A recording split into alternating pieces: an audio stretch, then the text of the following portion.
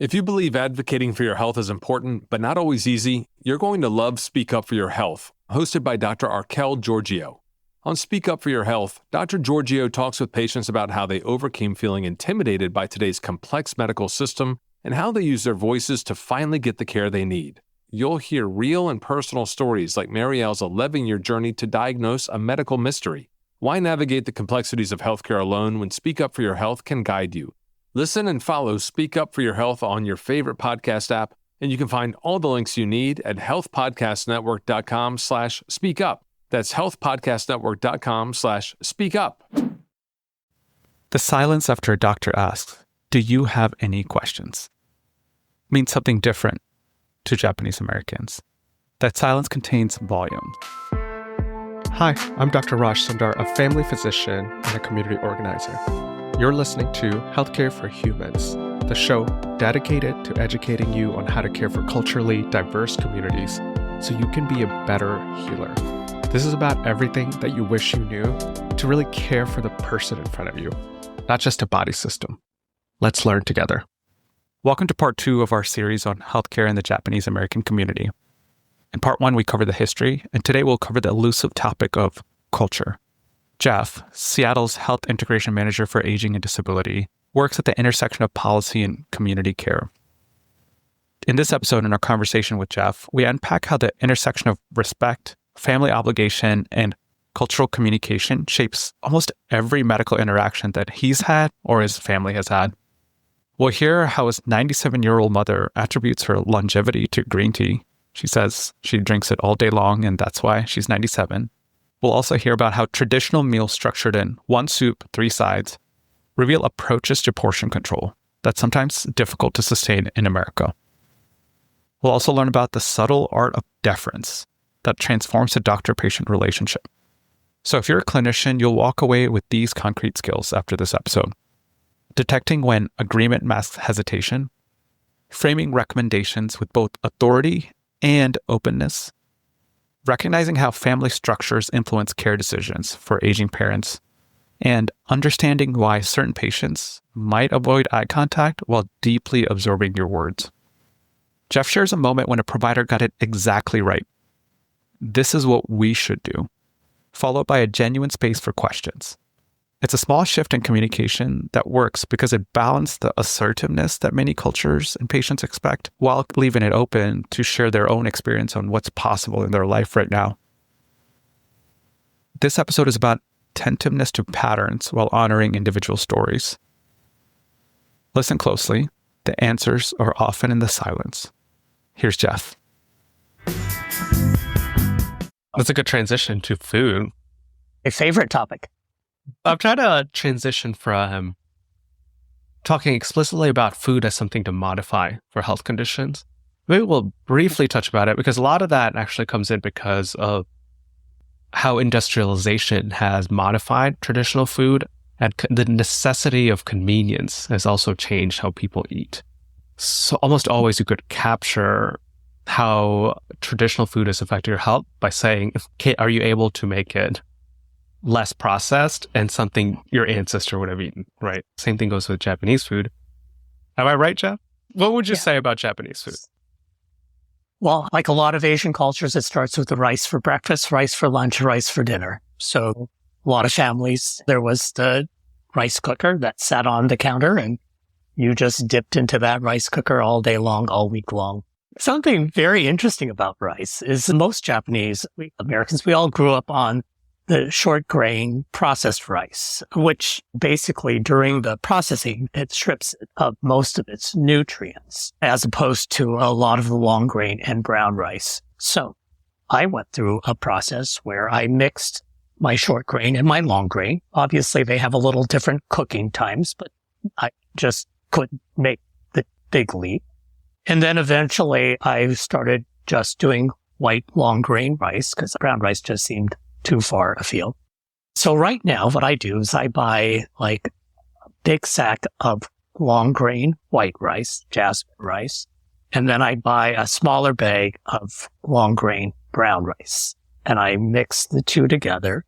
So over the course of probably a decade, I slowly have changed my rice intake But it was a process. And I would do the same with my mom. I would tell her, well, let's start putting some long grain rice into your bin. It's making your rice intake a little healthy. There was also a saying about one soup, three sides. Absolutely. I kind of changed it just because it meant that there were 4 times as many dishes to do at the end of a meal. But growing up, I always had my rice bowl and then my bowl that had pickles in it and a small plate that had your sort of main on it. And at least in my household, we always ate all of that at the same time. So it wasn't like you did it in courses, but it was all sort of in front of you. And that's just how you... One of the things is that there is some portion control just by virtue of making sure that everything is plated in these smaller portions.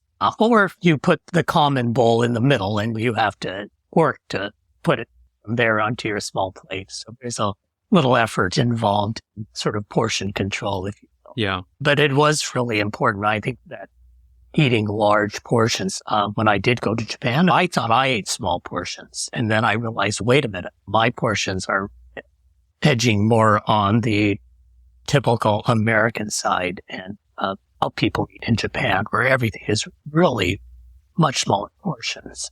Yeah, but maybe conversation, this could be relevant for everybody, is that we've become out of touch with our bodies a bit, especially being acculturated or being in America, and what a true portion size is, and when do we listen to our body that it's had enough.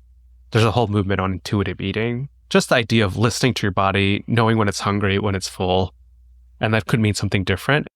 I mean, like all cultures, it's the way that even though I am like a third, now there's 4th and 5th generation Japanese Americans, I think that the one way we stay or try to stay connected to our sort of culture is through food. There is some irony that now I can go up to Capitol Hill and 3/4 of the restaurants are Asian restaurants. So, I have an idea of just doing a podcast on food. I feel like that'll be fun. But also there's different kinds of noodles, right? Soba, which is the buckwheat-based noodle, and then udon, which are wheat noodles. And a lot of the food has as seasoning, soy sauce, dashi, so some sodium added. My mother she did the vast majority of cooking in her household growing up. And looking out for my father, did have high blood pressure and started to use the lower sodium soy sauce. I only buy lower sodium soy sauce now. And just being a little bit more cognizant about all of those things. They're such an important part of my diet. I just have to learn that I have to eat them in moderation just because of the high sodium content. Yeah, I don't think I have much else to talk about diet specifically, although I love tea, green tea, and so much like sencha and matcha. Japanese whiskey too. Both of those are in my life. So I want to acknowledge the goodness there. I have a 97-year-old mother who drinks green tea from the time she wakes up in the morning till the time she goes to bed at night. And if anyone asks her, she will tell you it's because she drinks a lot of green tea. Okay. The next section that I wanted to talk about was culture. It's a big topic, so I tried to break it down into things that are relevant for the community, and 2 things, maybe 3 things that I wanted to focus on: language, religion, and maybe holidays. Because people underestimate how language can change how you approach conversations and communication. And in Japanese, there's just a complex way of expressing politeness that you don't get in English. So I think things could, with a good interpreter who's culturally doing the translating or interpreting correctly, hopefully it's conveyed. But just being mindful of that, right? Oh, yeah. I'm not an expert in the Japanese language. What I do know is there is a formal, the informal. It's how you speak, not only with your voice, but with your body, your head, where your eyes are, that has to do with the level of respect that you have for the person that you're speaking. The important piece, healthcare providers are regarded at extreme high respect. For this topic about communication, there will be a great level of deference paid through language, through body language, to a medical professional that sometimes looking a person in the eyes is comfortable when you have that level of deference for somebody. And that's true even of people of my generation. That's just how we were always taught. We kind of keep our eyes a little downward. In fact, I'm probably being overly respectful in some ways. I think that that's where a very good translator can translate both what is being said as well as hopefully the nuances of that level of respect that's being paid.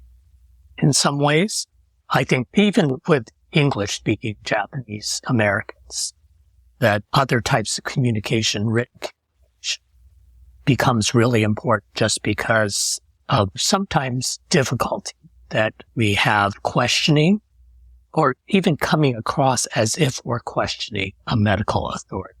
I'll bring in the concept of patterns and power that I may have talked about. Patterns being worldviews, beliefs, values of a culture. Not to stereotype cultures, but just patterns that's a good starting point for you to know. And power. So patterns and power, because every interaction also holds a dynamic of power. And that could be exacerbated by the values that a community or an individual holds. Because healthcare providers always hold power, because people come to us vulnerable, broken, hurt, needing something from us. And we hold a lot of power in either figuring out what it is or giving it to them. And that could be, as you said, Jeff, exacerbated by some communities' beliefs of not challenging it further. Again, we have to be so intentional about not stereotyping people. I understand you have no questions. Do you really not have any questions? Be careful, but you have to acknowledge that maybe there needs to be more intentionality and follow-up or additional conversations. If you made a plan, it wasn't challenged, or they knew it couldn't work, whatever it is. I think there's also this culture of the great respect for people being experts in their field and therefore never questioning another person's expertise. My mother or my siblings are with her seeing the doctor was to always say, yes, this is my advice, but tell me, how does that land with you? I mean, so it's acknowledging your expertise up front. Does that make sense? So it is that really, acknowledging your expertise, if you will, but still soliciting what you want from them. I think shared decision-making that came up in the Indian episode too, where there's some assertiveness, right? Saying, in my expertise, this is what we should do, being assertive. So your expertise is not doubted. People don't say, well, I thought he was a doctor, but he doesn't seem to know what he's doing. But then you follow it up with acknowledging that it may not work and the patient also has expertise, which may be foreign, but since you've already acknowledged your expertise, now it's truly opening up to challenge. Yeah, put it in terms of, in your life, how is that going to work for you? So it's more not about downplaying your professional advice, but really just trying to make sure that they are going to be able to incorporate that into sort of their life. The other component of culture I want to talk about was religion, which I mentioned to you earlier about two religions being prominent, although you had others.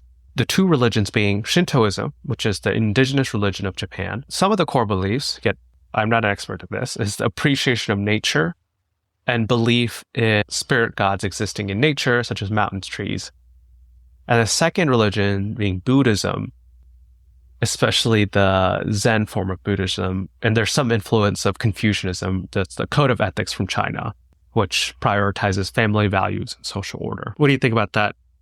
Again, this is an area that's not my expertise, in the sense that about half of my friends grew up Buddhist or Shintoism, and then the other half of my friends, including myself, grew up with the Christian religion. And in this area, I think it's probably true, probably California as well, is that Japanese Americans define themselves, at least in our generation, as to some degree the religion that they grew up with. Not so much in their beliefs, but in the social culture that surrounded attending that specific church. So we even go as far as to say, I went to the Japanese Baptist Church, or I went to the Japanese Episcopalian Church. And they all have a very specific name because there's At least in Seattle, there's one of each. And so I think that's a way to get a sense of not only the religion that a person grew up in, but also just the social culture and support systems that still are there for many folks. And so I think that in terms of sort of day-to-day life, I think that they play out obviously to some degree in terms of how people approach life, family, their philosophies, tenets, but to a large degree, it's all contextualized in that still that very Japanese American experience of how that gets played out more in terms of how those institutions play a very strong role in a sense of belonging and community. So I think it's a really important questions to ask about. So you understand community, but how it's practiced specifically, I think it gets down to a lot of individual levels of to what degree do they actually set in all of their lives. Yeah, something I think I learned in medical school about taking a comprehensive history, including understanding religion, which I think falls by the wayside. I don't know how many doctors ask you about your religion and your source of social support that way. But I do think it's important to know because it's such a big part of well-being, especially in this day and age where social isolation and loneliness can contribute to so many mental health problems. Well, I think most Japanese Americans are clearly living in the American holiday system.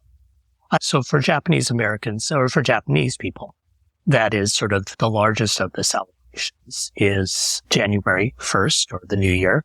So it's often celebrated both on the eve as well as the day of. It's just a really important cultural touch point for family, for food. Getting back to the food, we were dependent upon my parents' generation to know how to make all these foods and to bring us all together. But something that I am bound and determined to use now is such an important piece. Now we watch football, but it's still that coming together and being in a very close community with. Yeah. The other thing that still gets a lot of Japanese Americans, which is part of the Buddhist religion, is the dance festival where you're honoring those who have died and gone to the beyond. So it's a way to honor the deceased. Again, it's a very celebratory time of the year. Here, it's usually done over a long weekend held up at the Seattle Buddhist Church. The street is all blocked off. I myself have a number of yukata, men's kimono, and I go to dance practices. I learn all the dances and I dance in the street. But it's a very important touch point, at least for me. And I think that as what I've noticed is that all the younger generations over the past decade or so have just really flocked back to Obon as a part of their culture. Yeah. Okay. Beliefs. This is the hardest one to navigate sometimes because I think there's a few things that I want to talk about here. One is, I think it's from Confucianism, but idea of filial piety, about obeying and respecting your parents and bringing honor to the family. Because I think that connects to the idea of people aging and what does support look like in that context. And maybe we start there. How has that influenced, I think, you when you're thinking about it and caring for people or caring for your parents as they get older? I think that there are great expectations that you are going to try to get the greatest level of care possible within the family unit, as opposed to some other cultures where that occurs throughout a person's entire life, where you're living multi-generationally. Japanese Americans have assimilated, if you will, into the culture where we all go off and create our own separate homes. But there's still obviously this very, very deep familial obligations, or I shouldn't call them obligations because they're just part of how you navigate and respect your grandparents, your parents, households.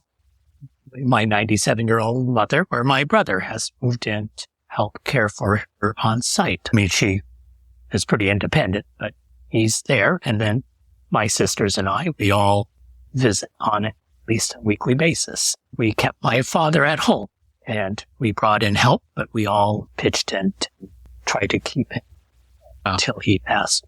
So I think that there's great ways to do that. The other way, which is really a loss in the community, was the nursing home, the Japanese nursing home, Keigo, which was a very important touch point. But again, that whole generation of individuals who needed that care and were of that generation just started to move away. And so therefore they just had a hard time continuing to exist in that model.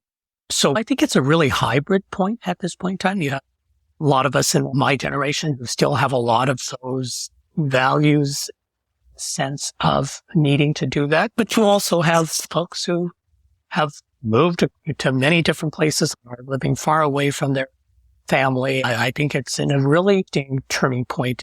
So I think that's a good way to frame that, about how things are a hybrid and the expectation's still true. Because one thing that came up was this idea of kodomo na tame. Did I say that right? For the sake of the children. Is that a phrase? It's like obligation of how much we've done for our children. And when we get old, the children should take care of us. And that's the honorable thing to do. That sense is also there, even in this hybrid of when people are okay, maybe going to nursing home. But that conversation's so tough because all of these underlying beliefs and feelings about what's expected, right? Absolutely. And also just if in fact someone's at a nursing home or in the hospital, it is still that sense. In order for that person to be safe and heal, they have to be surrounded, if you will.